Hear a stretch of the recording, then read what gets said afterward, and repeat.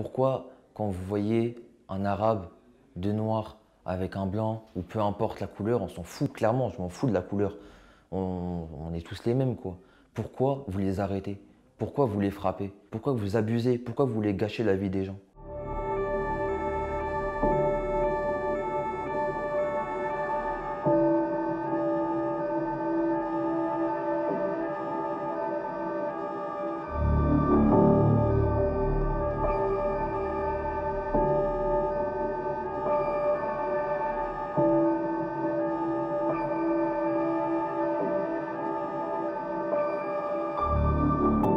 Le 26 mai, j'étais chez moi le matin.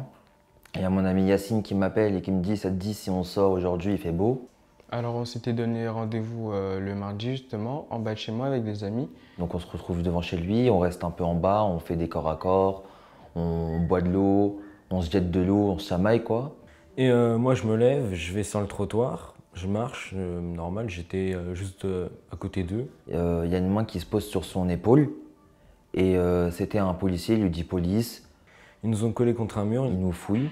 Donc mon ami Yacine pose des questions, il disait c'est quoi cette interpellation? Vous faites quoi? Le monsieur lui disait c'est ferme ta gueule, c'est un truc banal. Pendant 2 heures, on était debout, il nous expliquait rien. On n'avait pas le droit de savoir pourquoi on était là. Il y a eu des propos homophobes. À un moment, ils ont dit vous faites quoi dehors? Et j'ai dit on est sortis entre potes et ils ont dit ah vous êtes PD. Il a dit à son pote, à son collègue derrière, il lui a dit bon, on met les deux négros PD ensemble avec le maghrébin. Il y avait mon ami Yacine, ils lui ont dit ouais, toi, ça se voit, t'es un Africain avec ta chaîne et tout, vu comment t'es habillé, lui, encore un Africain. Il y a un policier qui vient me voir et qui me dit t'es né où? Je lui dis je suis né à Châtillon-sur-Seine. Il me dit mais t'es un con d'arabe, t'es un con de maghrébin, ça n'existe pas ça. Nous, on était en panique, on était un peu stressés, on était un peu choqués, ce qui est normal parce que c'est la première fois que ça nous arrive. Et ils nous ont menottés. Et c'est à partir de ce moment-là où on a tous compris qu'on allait se faire embarquer. Je leur ai dit bah pourquoi vous nous menotez? Vous pouvez sonner, j'habite juste en haut au premier étage, vous sonnez, vous appelez ma mère, elle descendra.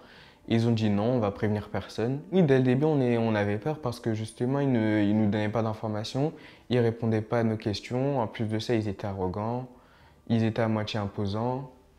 À un moment, j'ai dit si on pouvait me desserrer les menottes et le policier, il a dit non. Pourquoi tu veux qu'on les desserre? J'ai dit parce qu'elles me font mal. Il a répondu que non, si on les desserrait, que j'allais m'enfuir. J'ai dit que j'ai pas de raison de m'enfuir vu que j'ai rien à me reprocher. Et il a rigolé, il a dit non. Ils nous assoient par terre. Après, ils nous disent relevez-vous tout seul, les mains dans le dos. Donc on avait les mains attachées dans le dos et on devait se relever tout seul. Donc c'était juste pour montrer leur supériorité par rapport à nous. Moi, ils m'ont pris à part parce que je leur ai dit que je voulais devenir gendarme plus tard et que j'avais déjà fait des stages à la police, tout ça. Et ils m'ont demandé, ok, donc tu vas coopérer avec les forces de l'ordre, tu vas me dire ce que vous avez fait hier. Alors on était mardi, du coup, en parlant de lundi. Du coup, moi j'ai dit, on n'a rien fait, on était tous chez nous et je vois pas de quoi vous voulez parler. Ils m'ont dit, très bien, tu veux pas coopérer avec les forces de l'ordre, je te tends une perche, tu veux pas. Ton futur métier, tu là où je pense, en me faisant un bras d'honneur, et il m'a dit, tu seras livreur de pizza. Donc on se lève. Après, ils nous dirigent vers la voiture. Donc Yacine, Lucas et moi-même. J'ai dit à mon ami qui était déjà rentré de se décaler, il m'a dit qu'il n'y arrivait pas. Et donc je lui ai dit que je m'en foutais et il y a un policier qui s'est retourné et qui m'a mis une gifle en me disant comment ça tu t'en fous. Arrivé au commissariat, ils nous ont mis assis sur un banc. Ils nous ont dit que le premier qui bougeait, ça allait être des gifles. Ils ont dit, si vous parlez, vous allez morfler, vous allez voir. Et il y a un baqueux qui nous dit le premier qui ouvre sa gueule, bah, il est mort.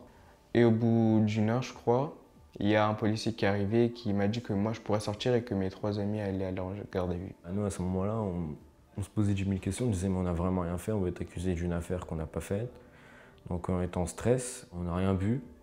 Parce qu'on demandait de boire, il nous a dit on arrive dans 2 minutes et finalement ils sont jamais arrivés, ils sont jamais venus. Donc c'est le lendemain qu'on a bu, quand un policier, lui par exemple qui représente bien son métier, nous a dit allez-y, vous pouvez boire, il n'y a aucun problème. Il a dit tant que vous nous respectez, je vous respecte, etc. Donc lui, il nous a laissé boire. Et On est accusé d'avoir braqué un vieil homme, lui avoir volé sa chaîne en or avec un couteau, enfin à main armée avec un couteau à 3, donc en réunion. Et ils ont perquisitionné chez moi avant de nous libérer. Ils ont vu que dans ma chambre, il y avait des livres, il y avait des trucs de gamins, quoi, des livres, des dessins, des jeux vidéo partout. Et ils ont compris que j'étais pas un dealer. Et c'est à ce moment-là qu'ils nous ont libérés. Donc ma mère, elle est venue, elle me fait un câlin, donc elle est heureuse de me voir. Après on sort, mon père il me fait un câlin, il m'avait jamais autant serré de sa vie je crois. J'étais choqué, mais en fait, mes émotions, elles étaient vides. On est resté 27 heures au commissariat en garde à vue.